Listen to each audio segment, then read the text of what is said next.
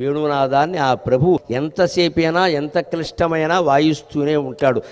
ఈ వేణునాదం వినాలంటే సరిగ్గా అనాహత చక్రం యోగ సాధన చేస్తుంటే హృదయం వరకు సాధన చేస్తే అక్కడ వేణునాదం వినబడుతుంది. కటిభాగంలో మూలాధార చక్రం దగ్గర సాధన మొదలు పెట్టగానే మృదంగనాదం వినబడుతుంది. కటిభాగానికి అధిపతి గణాధిపతి, అంటే గణపతి మృదంగాలు వాయిస్తున్న బొమ్మలు ఉంటాయి, మీరు చూసుకోండి. గణపతికి మృదంగం అంటే ఇష్టం, ఎందుకంటే గణాధిపతి కటి సాధన. ఇక్కడ మణిపూర చక్రం, ఇక్కడ హృదయం అనాహత చక్రానికి దగ్గరికి రాగానే వేణునాదం వినపడుతుంది. అంటే నువ్వు అనాహత గుండె వరకు వచ్చావు.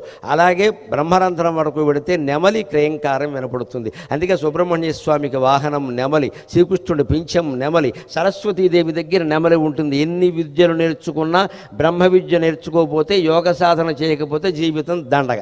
నువ్వు బీటెక్ చదివావా, ఎంటెక్ చదివావా మాకు అనవసరం, వేదాంతం చదివావా లేదు. ఆ వేదాంతం చదివితే జీవితం అంతా బాగుంటుంది ఖచ్చితంగా.